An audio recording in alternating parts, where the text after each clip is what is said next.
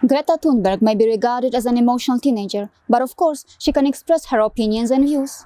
But then, is it only the citizens of rich nations who can tell others what right is, what wrong is, how to live or how to behave? Can the citizens of poor and developing nations also dare to raise their voices against injustice and human rights violations in the rich nations like Sweden? Or will their voices be silenced or ignored? Point number 1. Persecution, oppression and discrimination of Sweden's indigenous inhabitants, the Sami people.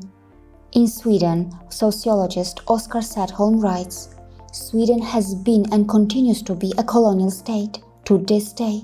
Why? Well, the massive land which was inhabited by the Sami people and is known as Sapmi was seized or taken by some of the nations who have become our role models for human rights today. Don't you find that shocking? And what happened to the indigenous people? Well, in Sweden, the Sami were dispossessed from their land. Their children were taken to special schools where they were stripped of their culture and made to feel ashamed of their people and were forced not to speak in their own language. The persecution of Sweden's indigenous inhabitants was so severe that there were fines, imprisonment, and even the death penalty for those who did not give up their traditional beliefs. Christianity was imposed as Sami were forced to attend church services. To completely distract traditional Sami religious expression, they even burned their sacred drums and violated their sacred sites. Even in the 21st century, in Norway, Finland and Sweden, the Sami people face marginalization, discrimination or racism. In Sweden, it was reported how many of them face verbal abuses regularly. Many are discriminated against or attacked on a day-to-day basis in medical care facilities, employment offices, during employment interviews, housing market and even in schools. But it's not only Sami children who are discriminated against and abused in Swedish schools. Jewish, Swedish Finnish, Tornedalian and Roma children have also experienced harassment associated with their ethnic background. Go through these words. This degrading verbal abuse that these children face in Sweden is absolutely heartbreaking. Point number 2. Severe forms of human rights violation take place when Swedes travel abroad for child sex tourism. It was revealed that between 4,000 and 5,000 purchases of sexual services from minors by Swedes occur abroad every year. That is a massive number for a country of just 10 million. For example, if Sweden's population was as big as the population of China, this number would be equivalent to more than 500,000 purchases of sexual services from minors by Swedes every year. Please take that into consideration. And as far as rape, sexual violence and women's safety is concerned, this survey revealed that 39% of Swedish women have been sexually assaulted, and 11% of Swedish women have been the victim of attempted rape. Point number 3. Swedish social hierarchical system. On the one hand, thousands of Swedes travel abroad to sexually exploit children in other countries, and on the other hand, thousands of migrant cleaners travel to Sweden and clean the Swedish public toilets. This study mentions that in Sweden, cleaning or char work constitutes one of the lowest working class positions in society. Cleaners are at the bottom of the hierarchy, below owners and other white-collar workers in the industry. In the Swedish cleaning industry, almost 50% of the workforce was born abroad, and an unknown number of undocumented immigrants are working informally. It appears that at the very bottom of this rigid social hierarchy are the undocumented immigrant cleaners. In Sweden, what they can go through has even been described as halfway to hell. As thousands of migrant cleaners are brutally exploited within Sweden, and many even clean the Swedish public toilets for as low as 10 Swedish kronas per hour, which is less than 1/10 of the average per hour wage. The rich or elite in Sweden holiday, party or sunbathe, and many Swedish parents even enjoy the financial benefits of the Swedish welfare model by faking kids' sick leave. Number 4. Fascism, racism and Sweden's Nazi links. Swedish government sources report that there are times when minorities in Sweden, like Sami, Roma, and Jews, are even forced to hide their identity and develop survival strategies in their daily lives to avoid harassment, threats, and violence. But is it really that surprising for a country whose terrible record of human rights violations may even bring you to tears? Did anyone ever tell you about the Swedish Society for Race Hygiene?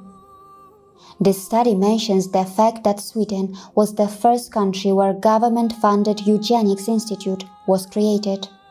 Approved by the state until 1976, in Sweden around 60,000 people were sterilized under a racial purity program so that they can't have children. Many of them were women from poor families or those who were inferior or of poor or mixed racial quality, including those not of Nordic bloodstock. With such a racist colonial history and present in Sweden, the Nazi links of the founder of the Swedish furniture giant IKEA may not be very surprising.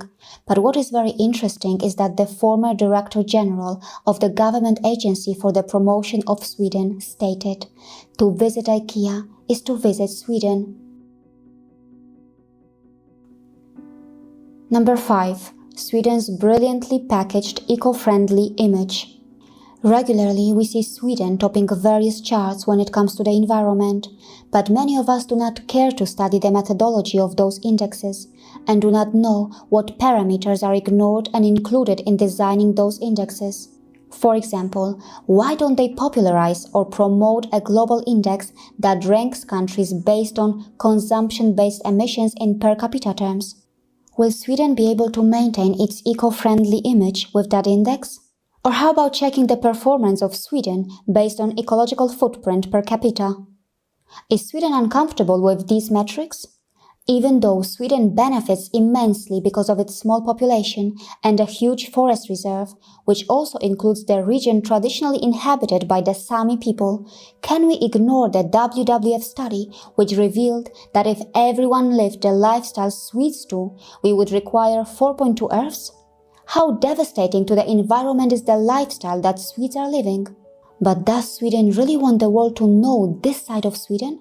Of course, Sweden seems to be extremely image conscious. That is why it has pumped millions in efforts that are designed to work on its image abroad. Did you know that the Swedish Institute, a government agency, has been working to promote interest and trust in Sweden around the world since 1945? This government agency has approximately 470 million Swedish government funds. Not only that, it was also revealed that the Swedish Travel and Tourism Council helps organize some 600 journalist visits a year, which result in some 6,000 articles. Yes, with 6,000 articles, 600 journalists, and 470 million funds, things shouldn't go bad for Sweden as far as its global image is concerned. Is it right to say that just like some rich criminals who get away by hiring expensive lawyers, some rich countries also get away by having a highly sophisticated marketing strategy that packages them effectively as a great brand by creating a shiny glorified image? For many around the world, Sweden is known for ABBA, IKEA, or influential people like Felix Kjellberg and Greta Thunberg, but of course, Sweden is much more than that. Number 6. Sweden's colonial history and its school curriculum. Oskar Sedholm, sociologist and member of the Sami parliament, stated that Sweden should revise the curriculum for primary school so that Sweden's colonial history becomes widely known. After all, why is the Sami people persecution not in the common knowledge? But is Sweden running away from its own colonial and racist history? According to the Swedish journalist Maciej Zaremba, most signs of 40 years of forced sterilization have disappeared from school and history books. How shocking is that? Of course, Sweden has many good sides too, but I love Sweden, and that is why I am concerned about Sweden. That is why I hope you don't try to silence my voice by indulging in whataboutism. Just because one doesn't come from a rich nation, does it mean that one cannot participate in protecting the international community's norms, interests and values? and cannot show solidarity for those who are marginalized and oppressed in wealthy nations like Sweden? Yes, you may be from a poor or a developing nation, but if you truly believe in justice and humanity, will you dare question a rich nation like Sweden? How dare you? See you again.